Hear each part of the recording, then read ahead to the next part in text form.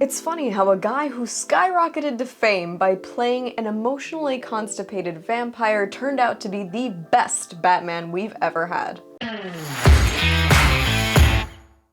Hi y'all, Snarky J Cosplay here. If we start counting from the first film appearance of Adam West back in the day, Batman has appeared in over 12 different films. And through those 12 different films, we've had 7 different actors portray the Dark Knight. In order, we've got Adam West, Michael Keaton, Val Kilmer, George Clooney, Christian Bale, Ben Affleck, and of course, in my opinion, the best of the best, Robert Pattinson. Of course, everyone has their favorite Bat, right? I mean, at the end of the day, Batman kind of means something to everyone, and he means something different to different people. Some people find their favorite Bat because of a particular suit, or maybe it was the acting style, or maybe it's just nostalgia. But and this is a hot take I'm definitely willing to defend, Battinson is definitely the most complete, definitive version of Batman and Bruce Wayne that we've gotten on screen in live action pretty much since the character's creation.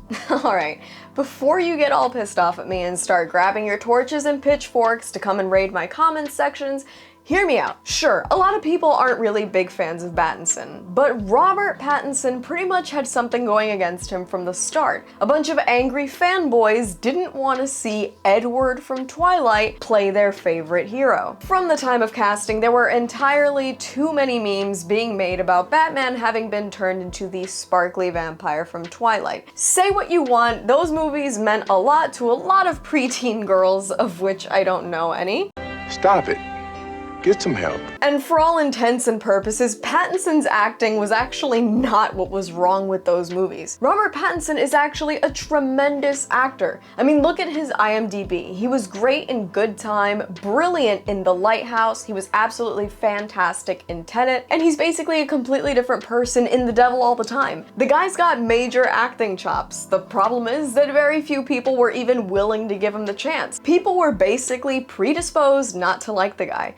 And I can acknowledge my own bias here. I admittedly have had a crush on Robert Pattinson since 2008. But I can tell you this, bigger than my crush on Robert Pattinson is my love for Bruce Wayne and the Batman, and I definitely would not have accepted Robert Pattinson's portrayal if it was anything less than perfect. Pretty much the way I haven't accepted a lot of other portrayals, which I'll get to later. I think it's really important to note when you're comparing the different portrayals of Batman that Robert Pattinson's Bruce Wayne is actually a lot younger than all the other ones we've gotten on screen. Michael Keaton was 37 when he played Batman, fan favorite Ben Affleck was 42 at the time that he played Bruce Wayne, and yes, Christian Bale is actually the guy that was the youngest to play Bruce Wayne. He was only 30 when they started filming Batman Begins, versus Robert Pattinson, who was already 36 by the time the Batman released. However, in Batman Begins and The Dark Knight, Christian Bale's portrayal of Bruce Wayne is clearly already into his 30s and well versed in what he's doing. Based on the timeline given to us in the Batman, Bruce Wayne is probably 28 or 30 at oldest. So he's technically our youngest on-screen Bruce Wayne. And that's one of the reasons why Pattinson's portrayal of him works so well. This is the first time we get to see a year one Batman in live action. And the problem for a lot of fans and some more casual audiences is that year one Batman and Bruce Wayne are vastly different from the characters we know and love more commonly. Bruce Wayne's suave playboy persona and the Batman's measured, intelligent way of fighting are not entirely developed at the very beginning. In his early years, Bruce Wayne leaned very much into the aspect of wanting to be a creature of the night. He wanted the Batman to be a fear tactic because back then he thought fear was his biggest tool. Additionally, at this point in his career, Bruce Wayne is entirely too wrapped up in perfecting the Bat persona that he hasn't quite figured out that Bruce Wayne is just as vital to helping Gotham as the Bat is. So those two sides of the coin are not really clearly defined. The line between Bruce Wayne and the Batman is not clear. Admittedly, this young and struggling Bruce Wayne is out of the ordinary for most fans and more casual audiences. In the Batman, Bruce Wayne has not yet figured out that balance. The fact that audiences maybe didn't catch that or didn't appreciate it is an entirely different story, but that's not not the fault of Pattinson's acting. On another note, I think this version of Batman is way closer to his roots in the comics than we've seen in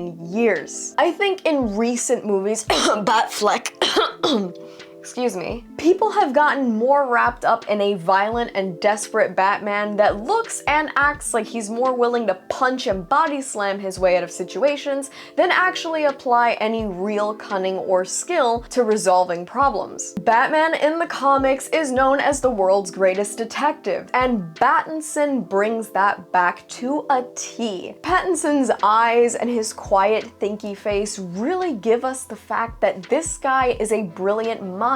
He's a tactician and he's working to develop these skills, and on top of that, the storyline of the Batman plays out more like a mystery that happens to involve Batman rather than a comic book movie that happens to have some whodunit elements to it. Additionally, I have to say that Battinson's suit is, in my opinion, one of the most realistic and one of the most well designed to grace the screen. It lacks the traumatizing nipples of George Clooney's suit. No, God! No, God, please, no! No! No! No! It's missing the plastic, disastrous look of Val Kilmer's outfit. It doesn't do that weird cutoff right before the jaw that happens with both Christian Bale and Ben Affleck's suit. Batman's all about the jaw, you gotta let it breathe. And on the topic of the cowl itself, I actually love Battinson's cowl because in my opinion it harkens back very much to the classic look of the Adam West one in regards to the stitching in certain areas as well as the nose. The suit feels incredibly realistic for the story we were given. A lot of the parts, by design, look like they were taken from military surplus stores. Tactical belts and pouches and real tactical boots, they all come together to form a look that is definitely made by Bruce himself. This is a Bruce Wayne that is working on his own. He doesn't have the help of a Lucius Fox, for instance. So he's gotta do this by himself, and it definitely looks that way without creating too much of a departure from the look of Batman that we know and love. For instance, elements like the tabs on the gauntlets definitely help bring it back to more classic Batman suits, so even though this is a really tactical, really sort of padded and rough version of the Bat, it hasn't lost that classic Dark Knight feel that we all know and love. I will admit, I don't think The Batman is the best Batman film we've ever gotten. Unsurprisingly, that title to me goes to The Dark Knight. But while I love Christian Bale's portrayal of an older, more suave, more refined playboy Bruce Wayne, his portrayal of Batman is incredibly hard to understand. I'd literally rather deal with Pattinson's slightly raspy mumbling as Batman. No, I am. What? I can't hear you! Than Christian Bale's unintelligible groans. Where's the trigger? Where is it? And I really am not a fan of that suit's design. I'm pretty sure the reason the cowl looks the way it does is so that he could turn his head, but I definitely don't like what it does for his jawline, and I think it definitely feels way further from the Batman designs that I like in the comics. And don't even get me started on Batfleck. Look, I get it. His fanboys are incredibly dedicated. And look, I think Ben Affleck himself, I think the actor is finer than a new set of snow tires. I'll give him that. And I really like him as Bruce Wayne. I think he's cocky and seductive, but he's also jaded and just really committed to resolving business. And I love that about him. But his portrayal of Batman, to me, blame it on Zack Snyder, blame it on whoever, I think it's completely out of character. He's poorly written and underdeveloped, he's excessively violent, and he lacks the code, the I don't kill people code, that in my opinion has always made Batman so special and is something that is so